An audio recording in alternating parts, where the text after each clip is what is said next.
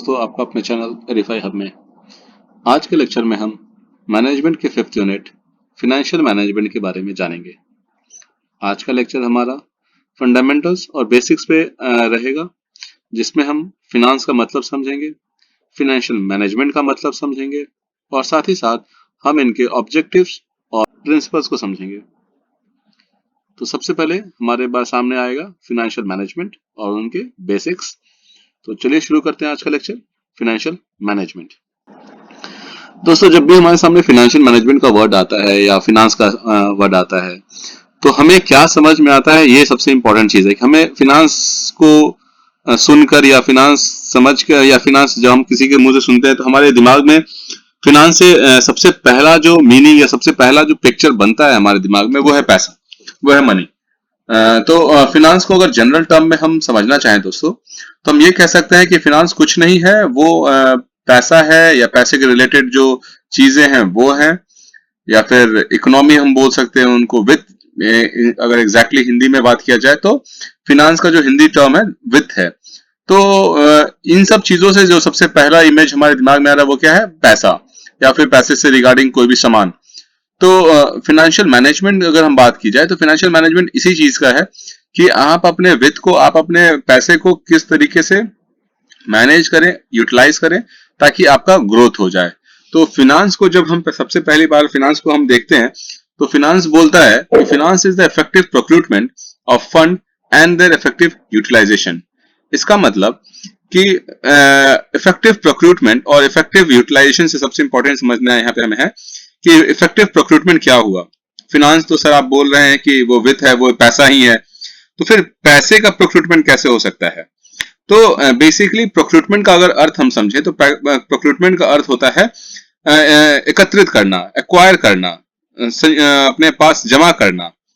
तो effective procurement finance का मतलब हो गया कि किस तरीके से सुनियोजित तरीके से हम पैसे को एकत्रित कर सकते हैं, उसको इकट्ठा कर सकते हैं, ताकि हम उस पैसे को एक सुनियोजित ढंग से खर्च करें और जो हमारा प्रोडक्ट हो उसमें मेरा बेनिफिट मिले, या फिर हमारा जो प्रोडक्ट हो उस प्रोडक्ट में हम अपने पैसे को ज्यादा से ज्यादा लगाकर और हम उससे ज्यादा इकोनॉमी अपना ग्रोथ कर सके, हम अपना प्रॉफिट ग्रोथ कर सकें। तो इन सब चीज के बीच में हमारे पास दो रिलेशन निकल के आता है। एक रिलेशन आता है निकल कर कि हम पैसा एकत्रित कैसे करें, इकट्ठा कैसे करें, पहला चीज, और दूसरा कि उसी पैसे को हम किस तरीके से खर्च करें, जिसके बारे में हम लोग यहाँ बात कर रहे हैं, इफेक्टिव यूटिलाइजेशन। तो हमारे सामने फिनांस का जो, या फिनेंशियल मैनेजमेंट का हम ज्यादा वर्ड बेटर यूज करेंगे, कि फिनेंशियल मैनेजमेंट का जो हमारा दूसरा डिस्क्रिप्शन या डेफिनेशन आता है, that is financial management is the study of relationship between raising of finance and development of finance, या फिर डिप्लॉयमेंट ऑफ फिनांस। ये वर्ड बहुत इंपॉर्टेंट है, raising of finance and deployment of finance. तो अगर पूरा फिनेंशियल मैनेजमेंट देखा जाए तो फिनेंशियल मैनेजमेंट क्या है, किस चीज पर आधार है? तो वो इन दोनों के बीच का एक रिलेशनशिप है। आप किस तरीके से अपने फिनांस को बढ़ाते हैं और उसी फिनांस को आप कैसे डिप्लॉय करते हैं, मतलब खर्च करते हैं। तो पैसे को इकट्ठा करना या वित्त को इकट्ठा करना, एकत्रित करना, और उसी एकत्रित पैसे को वापस किस सुनियोजित तरीके से आप उसको खर्च करिएगा कि वापस वो पैसा आपके पास प्रॉफिट के साथ आ जाए। इसी पूरे रिलेशनशिप को हम लोग बोलते हैं फिनेंशियल मैनेजमेंट। क्या होता है? Financial management is the study of relationship between raising the finance and deployment of finance. इस चीज को हमेशा में ध्यान रखना कि it is the relation between raising of fund या रेजिंग ऑफ फिनांस और डिप्लॉयमेंट ऑफ फिनांस। इसलिए हम इसको कह सकते हैं कि फिनेंशियल मैनेजमेंट इज दस concerned with maintenance and creation of economic wealth of business, है कि नहीं? जब हम पहला दो देख लिए, जिसमें पहला बात बोला कि फिनांस क्या होता है, तो वो पैसे का एकत्रित करना, उसका इफेक्टिव यूटिलाइजेशन के बारे में है। फिनेंशियल मैनेजमेंट भी इसी के बारे में बताता है कि it is a relation between raising of finance and deployment of finance. तो हम कंक्लूड कर सकते हैं कि हर एक बिजनेस के लिए को अच्छे से चलने के लिए सबसे इंपॉर्टेंट जो पार्ट है, जो सबसे मेन कंसर्न पार्ट है, कि उस फिनेंशियल मैनेजमेंट, उस फिनांस का मेंटेनेंस कैसे किया जाए और क्रिएशन कैसे किया जाए। आप उसको बना के कैसे रखते हो और उसको आप बढ़ाते कैसे चलते हो, यही सबसे इंपॉर्टेंट है आपके बिजनेस के लिए। इसलिए फाइनेंशियल मैनेजमेंट बिजनेस में बहुत ही इंपॉर्टेंट रोल रखता है, बहुत ही इंपॉर्टेंट प्ले करता है, क्योंकि बिना फिनांस के कोई भी काम, कोई भी चीज नहीं हो सकता है। अगर आप उसको एक सुनियोजित तरीके से अगर आप उसको यूटिलाइज ना करें या फिर सुनियोजित तरीके से उसको आप इकट्ठा ना करें, तो आपका बिजनेस कभी भी ग्रोथ नहीं कर सकता है। तो बेसिकली हम लोगों ने क्या देखा कि फाइनेंशियल मैनेजमेंट में मुख्यतः तीन चीजें होती हैं। पहला है हमारा रेजिंग ऑफ फंड्स, दूसरा है इफेक्टिव यूटिलाइजेशन और तीसरा है management of assets. Management of assets का मतलब हम इसको बहुत ही एक आराम तरीके से बात करते हैं या इसको समझने की कोशिश करते हैं। सबसे इंपॉर्टेंट चीज हमारे पास अभी जो है कि अगर हम इसको इंप्लीमेंट करना चाहें या हम इसको देखना चाहें कि रोजमर्रा चीजों में हमारे पास फाइनेंशियल मैनेजमेंट कैसे है, बिल्कुल आप देख सकते हो। आप अपने घर में देखो, आप अपने घर में अगर हम लोग जो फाइनेंशियल मैनेजमेंट का जो हेड होता है उसको हम फाइनेंशियल मैनेजर कहते हैं। तो आप अपनी मम्मी को देख लो, माँ को देख लो, सबसे बेस्ट फाइनेंशियल मैनेजर कौन है? तो हम लोग के घर में हम लोग खुद अपने आप को उसके बीच में हम लोग बैठे हुए हैं, हम लोग उस चीज को कभी नोटिस नहीं कर पाए, हम लोग उस चीज को कभी फील नहीं कर पा रहे हैं कि ये फाइनेंशियल मैनेजमेंट हम लोग कैसे, हम लोग जब भी फाइनेंशियल मैनेजमेंट की बात करते हैं, जैसे अभी मैंने एग्जांपल लिया, तो मैंने क्या बोला कि किसी कंपनी के लिए, किसी ऑर्गेनाइजेशन के लिए। लेकिन भाई सबसे बेस जो है आपका फाइनेंशियल मैनेजमेंट का, वो कौन है? आपका घर। आप देखो आपके माँ जो हैं वो बेस्ट फाइनेंशियल मैनेजर हैं, वो हर एक चीज करती हैं जो अभी आप पढ़ोगे। जैसे कि हम लोगों ने सबसे पहले बात की थी रेजिंग ऑफ फंड, ठीक? तो अब माँ के पास पैसा कहां से आए? रेजिंग ऑफ फंड, ठीक? अगर फंड आ जाए तो फिर उसका इफेक्टिव यूटिलाइजेशन करना है, खर्च बहुत सुनियोजित तरीके से करना है। तो आप ध्यान दीजिएगा कि जैसे ही पापा की सैलरी आती है या पापा कमा के आते हैं, तो हम लोग के माँ को देते हैं, ये लीजिए पैसा, ये महीने का खर्च हो गया, ये जो भी हुआ उनके पास, वो उनको पैसा दिया।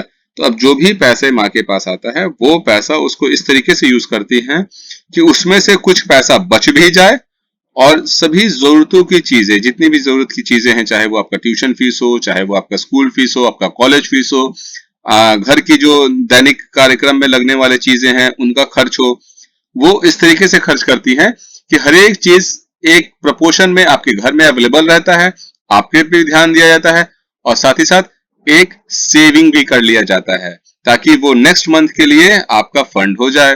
तो वो इनडायरेक्टली क्या कर रही हैं? फंड का यूटिलाइजेशन कर रही है इस प्रकार से कि नेक्स्ट मंथ के लिए फंड हो जाए और इस मंथ में भी आपके सभी कार्य पूरे हो जाए। तो बेस्ट फाइनेंशियल मैनेजर कौन? अपना घर, अपने घर के माँ।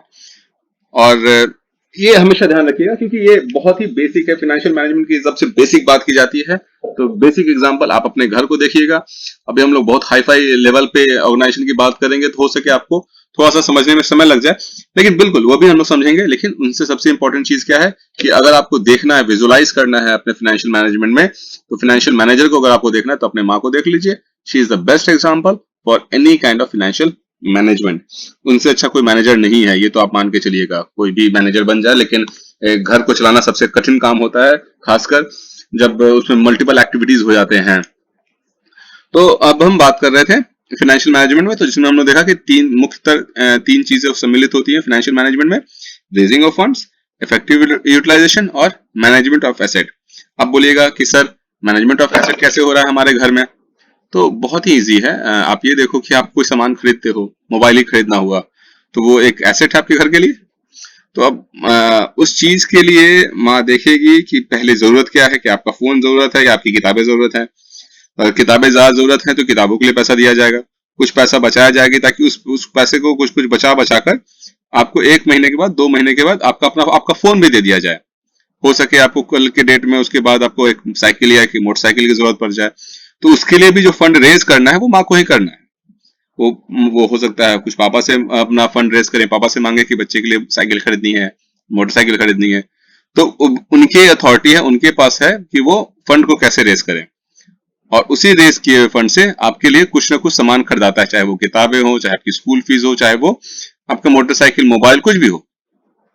तो वो सब जो सामान खरीद के घर में आ रहा है, वो सब आपका एसेट है, आप उसको यूज करोगे, आप उसको यूटिलाइज करोगे। तो मैनेजमेंट, एक अच्छे फाइनेंशियल मैनेजमेंट की बात करते हैं, तो उसमें मैनेजमेंट ऑफ एसेट्स की बहुत इंपॉर्टेंट बात होती है। और इसको हम आगे देखेंगे कि हम किस चीजों पे कैसे ध्यान दिया जाता है, कि किसकी ज्यादा जरूरत है। तो वो डिपेंड करता है आपके लॉन्ग टर्म गोल और शॉर्ट टर्म गोल पे, तो वो हम आगे देखेंगे। लेकिन अभी के हिसाब से देखा जाए तो फाइनेंशियल मैनेजमेंट आपको क्या इंक्लूड कर रहा है, वो कर रहा है फाइनेंशियल मैनेजमेंट में raising of funds, effective utilization और मैनेजमेंट ऑफ एसेट्स।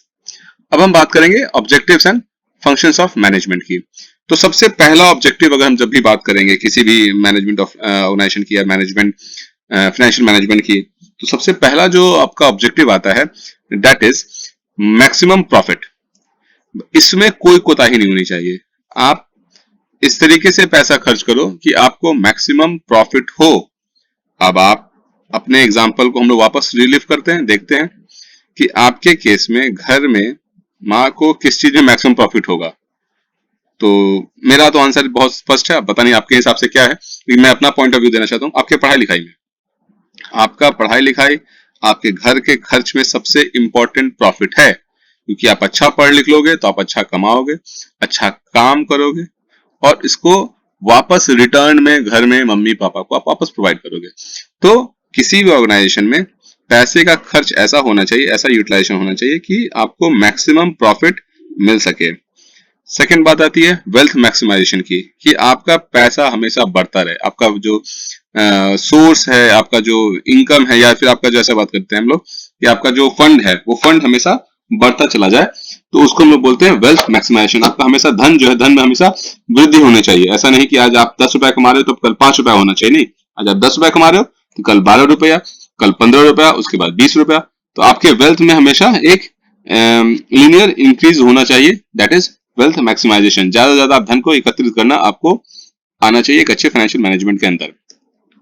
तीसरी बात होती है मेंटेनेंस ऑफ लिक्विड एसेट। ये बहुत इंपॉर्टेंट है, मैनेजमेंट ऑफ लिक्विड एसेट। सबसे इंपॉर्टेंट लिक्विड एसेट क्या होता है, सबसे पहले हम समझेंगे हम कि ये लिक्विड एसेट होता क्या है। तो लिक्विड एसेट अगर हम समझें तो एसेट तो हमें समझ में आ गया कि जो हमारी चीजें हैं, जो हमारे घर की चीजें हैं, वो हम उसको एसेट बोलते हैं। तो लिक्विड एसेट का मतलब तरल नहीं हुआ यहाँ पर। लिक्विड एसेट का मतलब हो जाता है कि कुछ ऐसा फंड, कुछ ऐसा प्रॉपर्टी या कुछ ऐसा अर्थ या अर्थव्यवस्था ऐसा बोली, या फिर कुछ ऐसा वित्त जिसमें कभी कोई डाउनफॉल ना हो, वो हमेशा आपके पास एक सिक्योर मोड में अवेलेबल हो और जब जैसी जरूरत पड़े आप उसका ट्रांजैक्शन कर सकते हो, लेकिन उस ट्रांजैक्शन में आपको कोई भी नुकसान नहीं हो। उस टाइप के प्रॉपर्टी, उस टाइप के फंड को हम लोग बोलते हैं लिक्विड एसेट। अब लिक्विड एसेट का एग्जांपल समझना है तो आपके बैंक में डिपॉजिट जो होता है पैसा, आपके शेयर्स जो होते हैं, शेयर्स नहीं बोलेंगे हम, आपके एफडी जो होते हैं, कि उसमें हमेशा कुछ ना कुछ बढ़ता चला जाएगा और वो इनडायरेक्टली नहीं डायरेक्टली आपका पैसा है। इनडायरेक्टली नहीं पैसा, वो डायरेक्टली आपका पैसा है, बस उसका मोड बदल जाएगा। आपके एफडी का वो पहले इलेक्ट्रॉनिक मीडियम में था, आप जैसे ही उसको इन कैश कराओगे तो आपको उसके जगह पे आपको एक कैश अमाउंट मिल जाएगा that is equivalent to that amount. तो वो आपके पास हमेशा अवेलेबल रहता है यूज करने के लिए, कंज्यूम करने के लिए। तो उस टाइप के एसेट्स को हम लोग बोलते हैं लिक्विड एसेट, जो आपके पास फिजिकली प्रेजेंट नहीं है लेकिन आपके पास किसी अदर मीन में प्रेजेंट है, अवेलेबल है, जो जिसकी value similar to the cash हो, सिमिलर टू द आपके पास जितनी उसका अमाउंट है वो उस अमाउंट के इक्विवेलेंट हो, लेकिन आपको उसके लिए एक मीडियम चाहिए, चाहे वो बैंक हो, चाहे वो पोस्ट ऑफिस में, जहां भी आप करते हैं पैसा जमा, और जब आपकी जरूरत हो तब आप उसको यूटिलाइज कर सके, दैट इज लिक्विड एसेट। तो हमेशा आपको अपने लिक्विड एसेट को मेंटेन करते रहना चाहिए। आपको जहां कुछ पैसा बच रहा है, तो हो सकता है कि कल के डेट में अगर आप सोना खरीदते हो तो सोना को हम नहीं बोल सकते लिक्विड एसेट है, लेकिन हाँ वो कभी घटता है कभी बढ़ता है, वो it is equivalent to the amount. लेकिन लिक्विड एसेट में कंसेप्ट यही होता है कि वो पैसा की वैल्यू कभी घटनी नहीं चाहिए, वो पैसा का वैल्यू उतना ही रहना चाहिए या फिर उससे बढ़ना चाहिए, that is the maintenance of liquid asset. और चौथी बात होती है fair return to the shareholders. सबको उसके हिस्से का, बराबरी का पैसा हर एक इंसान में, हर एक शेयर होल्डर को उतना मिलना चाहिए। आप इसको घर में भी देख सकते हो कि अगर हम घर में कुछ आता है, आइसक्रीम आया, मम्मी ने मंगाया, तो फाइनेंशियल मैनेजर ने कुछ पैसा खर्च किया उसके लिए आइसक्रीम मंगाया, और मम्मी इसको ध्यान देगी कि अब जो भी उस प्रोडक्ट आया उस प्रोडक्ट को सबके बीच में इक्विवेलेंट बांटा जाए, सभी भाई बहनों के बीच में इक्विवेलेंट बांटा जाए, ताकि कोई ऐसा नहीं कहे कि मुझे ज्यादा मिल गया, मुझे कम मिल गया। क्योंकि पैसा किसका था? फाइनेंसर का। फाइनेंसर कौन? मम्मी। तो अब और शेयर होल्डर कौन? सॉरी, उस घर के जो पैसा जो देने वाले थे वो पापा। तो उस पूरे सिस्टम में अगर देखिएगा तो हम लोग शेयर होल्डर्स हैं, हम लोग उनके शेयर होल्डर्स हैं। कोई आइसक्रीम आती है यहाँ पर है तो मम्मी की जिम्मेवारी है क्योंकि हम लोगों ने डिफरेंट डिफरेंट काम किए हैं घर के। तो वो आइसक्रीम का जो सेक्शन है, जो आइसक्रीम है वो सभी में इक्वल बटे, ताकि हमें भी आगे काम करने में लगे कि नहीं, हम भी एक इक्विवेलेंट या एक इक्विवेलेंट तरीके से हम अपना काम करें, हम अपने वृद्धि करें और हम अपने कार्य को और डेडिकेशन से डेडिकेटेड होकर काम कंप्लीट करते चले जाएं। तो उसके लिए इंपॉर्टेंट है fair returns of share holders. अब हम बात करेंगे फंक्शंस ऑफ फाइनेंशियल मैनेजमेंट। तो जो सबसे पहला फंक्शन है दैट इज कंडक्टिंग। दूसरा फंक्शन होता है आपका आइडेंटिफाइंग। फाइनेंशियल मैनेजमेंट के पहला फंक्शन है कंडक्टिंग, दूसरा फंक्शन है आइडेंटिफाइंग, तीसरा फंक्शन है डिसाइडिंग एंड प्लानिंग, चौथा फंक्शन है कीपिंग और लास्ट पांचवा फंक्शन है इंश्योरिंग। ये टोटल 5 आपके मैनेजमेंट के फंक्शंस होते हैं। पहला कंडक्टिंग, दूसरा आइडेंटिफाइंग, तीसरा डिसाइडिंग एंड प्लानिंग, चौथा कीपिंग और पांचवा इंश्योरिंग। तो कंडक्टिंग क्या? Conducting financial analysis to strength and weaknesses of the organization. Basically वो आप यहाँ पे क्या कर रहे हो कि आप अपने फाइनेंशियल एनालिसिस, आप अपने फाइनेंशियल स्ट्रेंथ को चेक कर रहे हो कि आपके पास कहीं पैसे की कमी तो नहीं हो रही, कहीं ज्यादा तो नहीं हो रहा, कहाँ पे घट रहा है। तो आप अपने वीकनेस और स्ट्रेंथ को दोनों को आइडेंटिफाई करिए।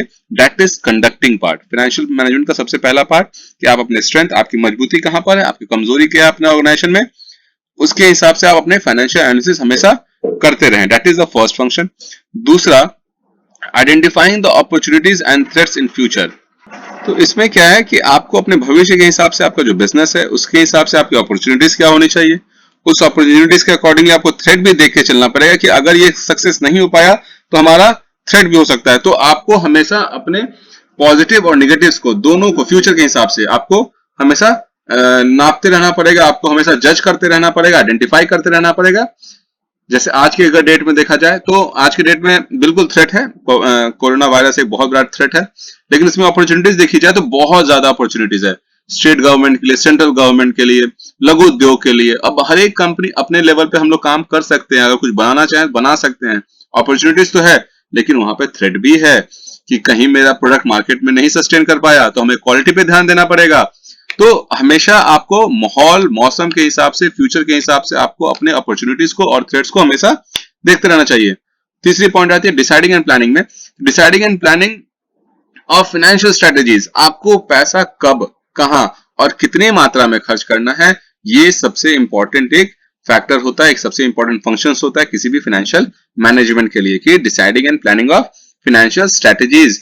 कब पैसा, कहां पे पैसा और कितना पैसा, ये आपको हमेशा पता होना चाहिए कि कहीं आप कहीं ओवर बजट तो नहीं चले गए या कहीं आप अंडर बजट तो नहीं चले गए। तो इन सब चीजों के लिए आपके पास सबसे इंपॉर्टेंट है कि आपको ये तय करना होगा, आपको ये पहले से प्लान करके रखना पड़ेगा कि आपका पैसा कहां पर कितना जा रहा है और उससे आपको कितना प्रॉफिट मिल रहा है। ध्यान देने वाली बात है फाइनेंशियल मैनेजमेंट में कि हम लोगों ने बात की थी पहले ऑब्जेक्टिव की मैक्सिमाइजिंग प्रॉफिट। हमें हमेशा अपने प्रॉफिट को इंक्रीज करने के लिए ही सोचना है।